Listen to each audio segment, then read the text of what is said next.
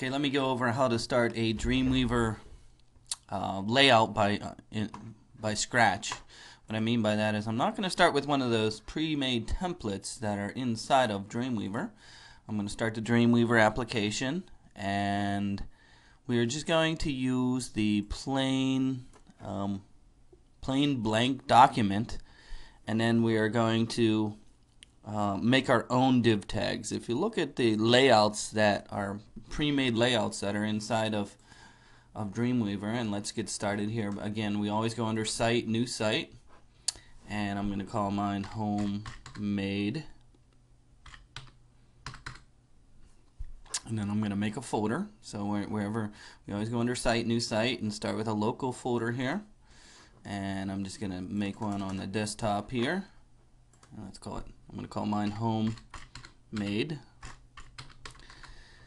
Then I'm going to select it and then save it. So I basically have a folder with nothing in it right at this moment.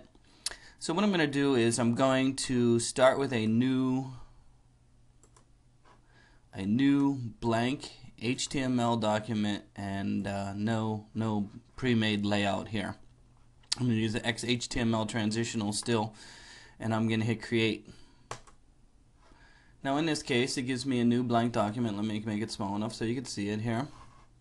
So it gives me a new plain blank document. Now in order to get started, there's a couple ways that we could go about it. One way would be to start with the modify page properties. In the modify page properties, it's a great way to go through and give your web page some basic layout. And give it a font that'll determine what font mostly would be on the page, and then rollover effects for the text and things like that, and heading and things like that. So we'll go over that in a little bit, but right now I want to go over a little bit more about how to make the div tags, and in this case all the pre-made ones. And if we look at one real quick here under blank HTML, and let's try liquid centered footer, whatever, any one of these, and let's just give it a test. It wants us to make name the CSS. Let's just hit OK. So in this case, you'll see that you have all these dotted lines right here and all these things right here. Each one of these is called a div tag. If I roll over, you'll see it says div tag. If I roll over right here, it says, well, you can see it. It says div container and things like that. So instead of using one of these pre-made ones, I'm going to make my own div tags. So again, I start with a blank HTML document.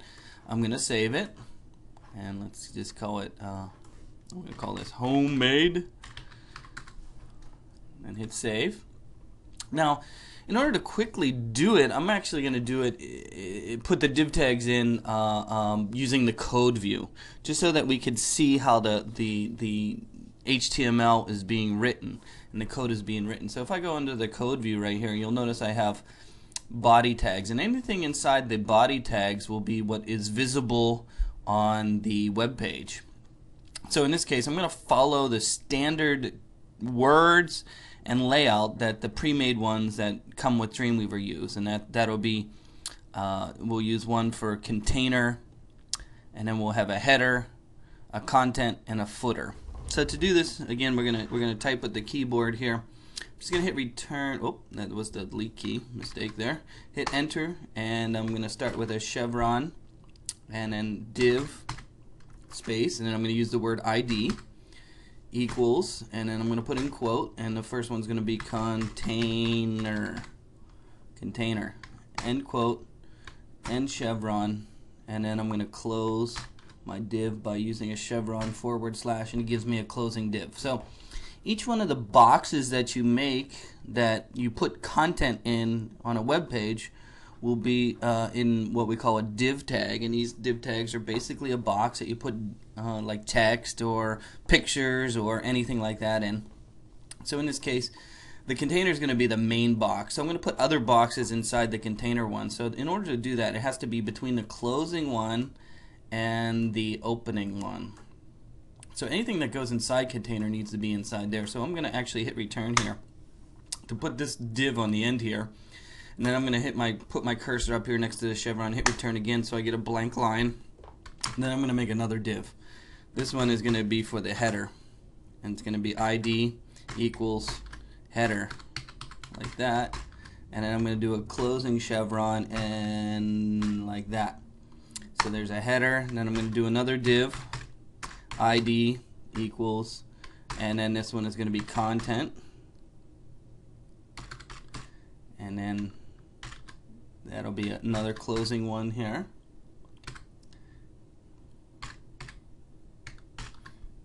If I spelled something wrong. Oh, I forgot the quote on the end here. And then after that one, I'm going to do the footer. Div ID equals footer. Now the reason why I'm using these words is because those are the standard words that the pre-made layouts inside of Dreamweaver use. So in this case, this is a basic layout, and you can put stuff in there if you want. Usually if you use the insert div tag inside of Dreamweaver, it says put content here. It actually puts text in there. We're going to say put content here. And let's just put between the, so we're going between this chevron here and then the closing one right here. And if you put any content there, it'll be,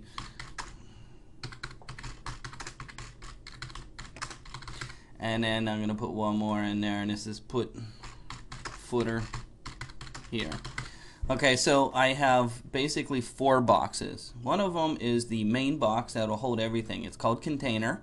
And then there's a closing div at the end to make sure it's at the end. And then I'm going to have 3 smaller boxes, or 3 other boxes inside each one of the main container one.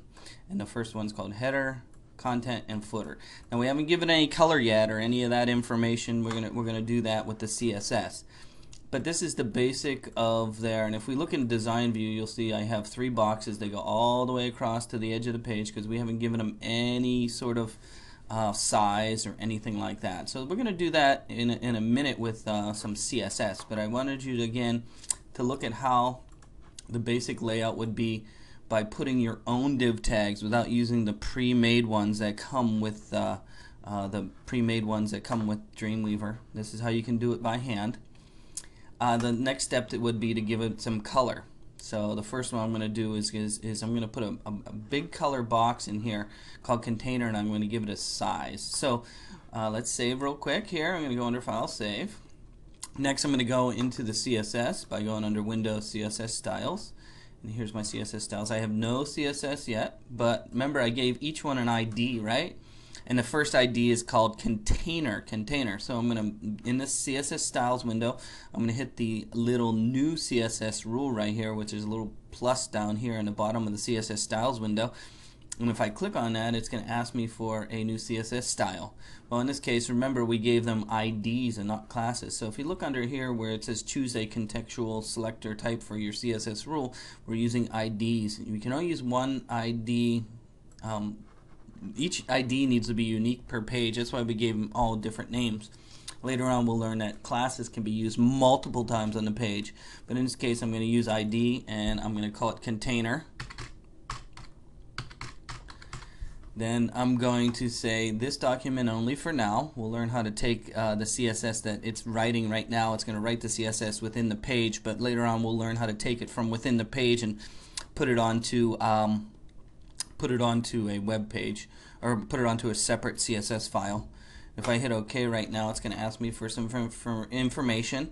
In this case, it's asking me what kind of font I would like on my page, so we can actually go through and say I like using Verdana, and I'm going to use 14 pixels, and I want it to be, let's say, let's go dark text for now. Background, this would be basically the main background for all the boxes. Each one of the boxes could have a different color in case, it probably will do that, but for right now I'm just going to make kind of a plain, let's do gray so we can see it. Block, let's not worry about that right now. Box is how big the box is going to be, so in this case I'm only going to do 750 pixels across. Just so you can see the size, it'll be over to about here. And then the height I'm not going to put in there. It's going to grow according to what sizes these boxes are that are inside it. Again, this is the main box that all these other boxes will be inside. Margin and padding will be where it's located with on the page. If you don't want it all the way over to the edge, you can move it over a little bit. I might move it over, let's say I want the boxes all to start over around here, which would be maybe 75, 100 pixels over. So if I go over here to where it says margin, which is the size outside the box or measurement outside the box, and this is the left side, if I put 75 pixels in there and I hit apply, you can actually see this happening right away. And you'll see how it moved over right here. And put gray around the boxes right now. And then border would be a line. I'm going to just put a big black line that goes around everything. Again, under border I'm going to do solid, thin, black line that goes around everything, and hit apply, and you'll see that. So I'm already starting to get some boxes in there, and hit OK. Next I'll go through how to do the other boxes inside.